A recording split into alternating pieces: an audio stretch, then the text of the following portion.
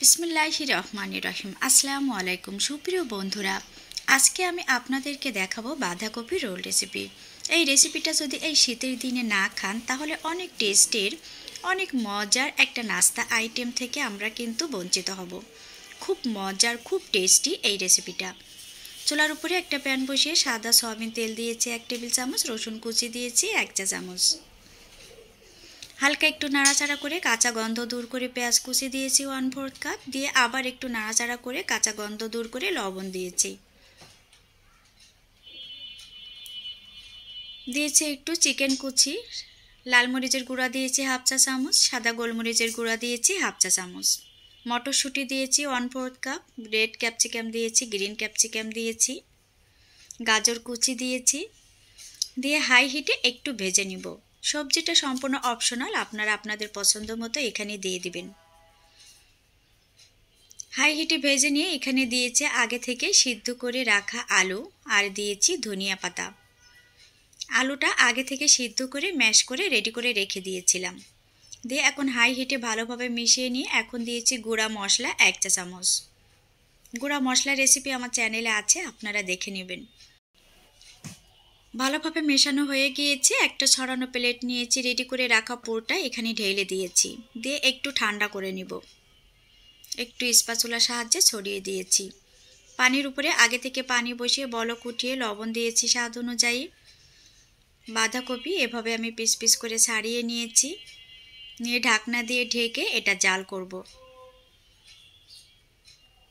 2-3 minute পরে এটা এখন আমি একটু উল্টে দিচ্ছি।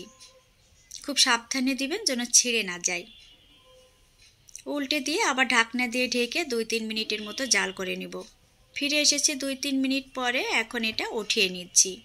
উঠিয়ে নিয়ে হালকা একটু ঠান্ডা করে নিব।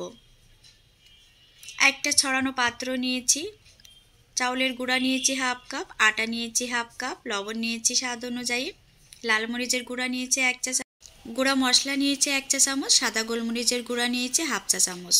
নিয়ে এখন হ্যান্ড উইস্কের সাহায্যে ভালোভাবে মিশিয়ে নিয়ে অল্প অল্প করে পানি ঢালবো আর একটা ঘনত্ব ব্যাটার তৈরি করে নিতে হবে।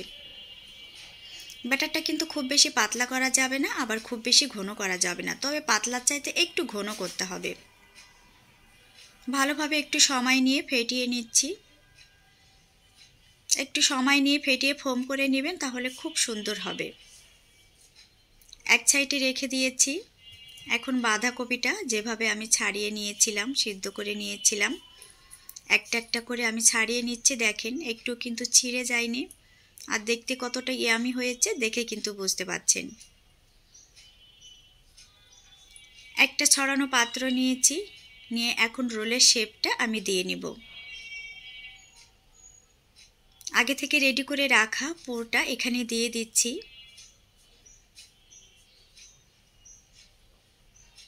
যে একটু চামচের সাহায্যে এভাবে রোলের মতো করে দিয়েছি, 2 সাইডে এভাবে উঠিয়ে দিচ্ছি। উঠিয়ে দিয়ে পেঁচিয়ে রোলের মতো করে নিয়ে আসতেছি। সামনের সাইডে যে একটু সাদা মোটা অংশ, এটা একটু কেটে নিয়েছি। কেটে নিয়ে ভাঁজটা রেডি করে নিয়েছি। হয়ে গেল আমার রোল। দেখে বুঝতে পারছেন কতটা ইয়ামি হয়েছে। এভাবে একে একে সবগুলা বানিয়ে নিব। একে একে সবগুলা বানিয়ে নেওয়া হয়ে গিয়েছে। আর বাঁধাকপির যে পাতাগুলা আলাদা কিভাবে করেছে আপনাদেরকে দেখিয়ে দিচ্ছি। এভাবে ছুরির সাহায্যে মুখের কাছ থেকে হালকা একটু কেটে নেবেন। কেটে নিয়ে একটু চেপে ধরে আস্তে সাবধানে এটা ছাড়িয়ে নেবেন, তাহলে খুব ভালোভাবে ইজিলিভাবে এটা ছাড়িয়ে আসবে। দেখেন একটু কিন্তু ছিঁড়ে যায়নি, একদম পারফেক্টলি ছাড়িয়ে এসেছে। হালকা একটু চাপ দিয়ে ছাড়িয়ে নেবেন। এভাবে যদি ছাড়াতে যান তাহলে কিন্তু ছিঁড়ে যাবে, দেখে বুঝতে পারছেন। আমি আপনাদেরকে একটু দেখিয়ে দিচ্ছি। এভাবে ছাড়াতে গেলে কিন্তু কখনো আস্ত আসবে না, একদম ছিঁড়ে ছুটে যাবে। তাই এভাবে মুখটা কেটে একটু চেপে হালকা একটু ছাড়িয়ে নিলে ছাড়িয়ে আসবে। চুলার উপরে আগে থেকে তেল বসিয়ে তেলটা গরম করে নিয়েছি। নিয়ে এখন এখান থেকে 1 পিস রোল নিয়েছি। এখন লিকুইড মিশ্রণে এভাবে একটু মাখিয়ে নিচ্ছি।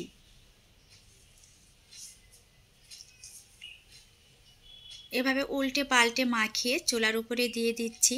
একে একে সবগুলা দিয়ে দিয়েছি। দিয়ে মিডিয়াম টু লো হিটে রেখে একটু ভেজে নিচ্ছি।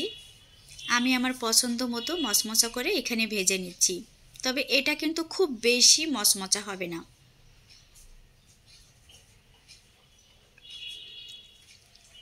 আমরা বেগুনি খাই যেমন, ঠিক বেগুনির মতো হবে, কিন্তু একদম কুড়মুড়ে মচমচা হবে না।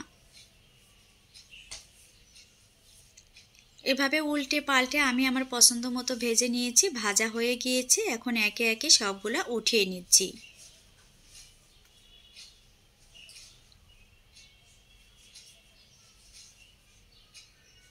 একটা ছড়ানো প্লেট নিয়েছি, ভেজে রাখা রোলগুলা এখানে রেখে দিচ্ছি। আশা করি আমার রেসিপিটা আজকে আপনাদের অনেক অনেক ভালো লেগেছে। যদি ভালো লেগে থাকে আমার চ্যানেলটি সাবস্ক্রাইব করবেন, পাশে থাকা বেল আইকন বাটনটি ক্লিক করে আমার চ্যানেলের সাথে থাকবেন। আজ এ পর্যন্ত, সবাই ভালো থাকবেন।